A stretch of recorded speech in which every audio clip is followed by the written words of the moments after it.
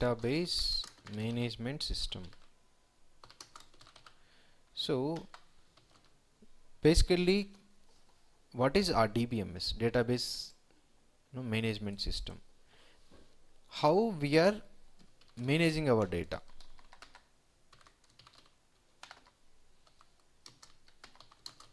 How we are managing our data? We can store in the files, right? But when the files are becoming huge, it has become really difficult for computers to process. That's where people have recognized and developed this kind of DBMS. So here the data is stored in a hierarchy manner. Hierarchy means what? It's like grandfather, father, son, grandson, okay, something like that. It's hierarchy key form. This is in the RDBMS. Okay. Now what we are saying, RDBMS, that is relational database. So data is stored in a rows and columns form, and relation is maintained between the data objects. Okay, so we are storing data in rows and columns form. Then let's say assume one DB data object is having these rows and columns. Among multiple objects, among let's say more than one or two objects, you can have a relation between those two tables. That's where the name has come, relational database management system. So some examples of RDBMS is Microsoft SQL, MySQL, PostgreSQL. All these are RDBMS. Okay. So why we use RDBMS? To store the data. Okay, we are storing the data in all this RDBMS. Storing the data. We have stored the data, that's fine. How are we going to read the data? Data is stored, that's fine, but how do we read? How do we update the data? How do we add the data? That's where the sequential comes into picture. That is called SQL, structured query language.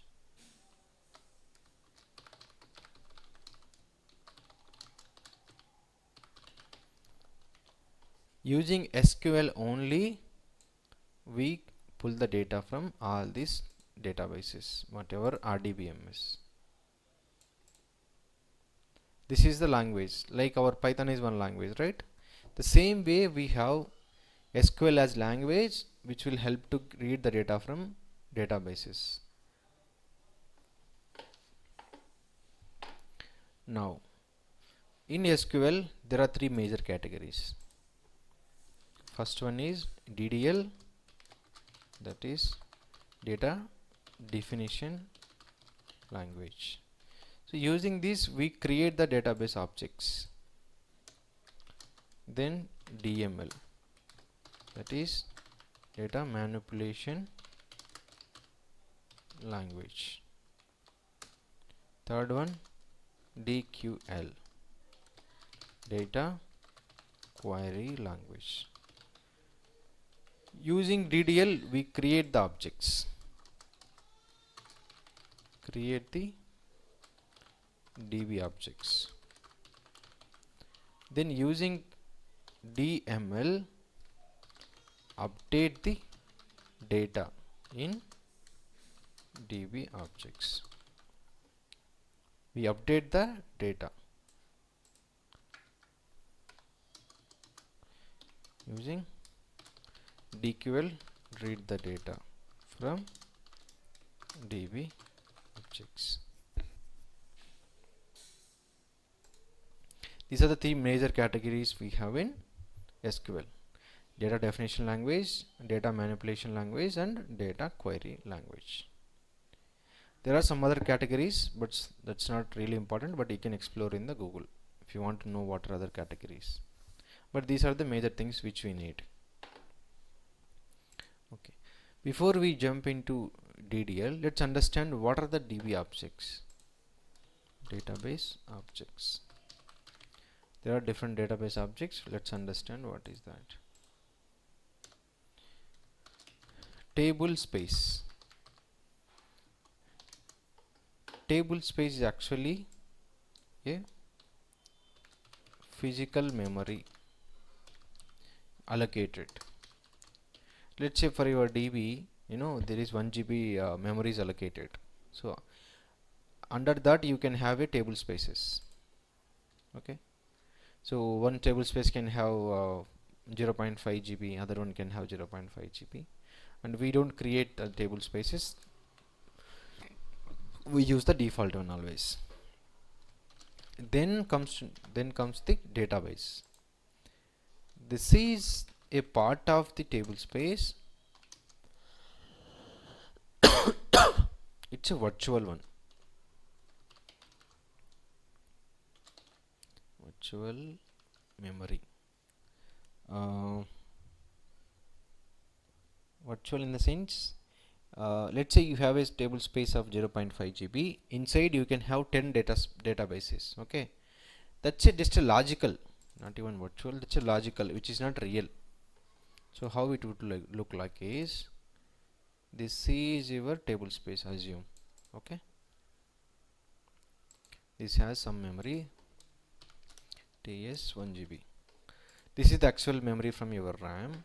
So inside this you can have a different databases. Databases 1, databases 2. Just a logical. You are just creating on top of the TS table space only, but they are just logical. That is what database. DB1, DB2, DB3, something like this. Okay, they are logical, but actual physical memory is the table space. So once you have the database, you can have the tables. Tables is again which is actually contains your rows and columns, the actual data.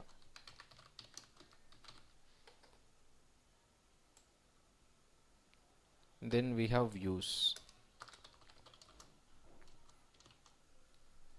Same,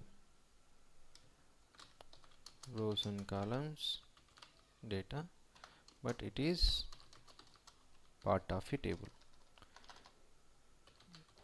View cannot be created without a table, so it is always a part of a table. So the most important things we should understand is database. Okay, without database you can't create tables. When you are accessing tables or views, we have to provide the database, from which database we are trying to access these tables. Then only our SQL will be able to identify. Otherwise it cannot identify from which database you are trying to fetch the table or read the table. So using DDL we can create all this. We can create database, we can create tables, we can create views. So all these things are possible using the DDL. There will be a dedicated team in most of the project. Okay, I'm not saying in every project. In most of the project, and also what are the projects I worked, there was always a database team who takes care of all these things. They only maintain database, tables, views. We will not have access to this first part. You cannot really modify or something to your tables. You can either update the data, you can read the data for the developers. Okay, this will be only admin work. Only admins will be doing most of the times, first one. But you should understand,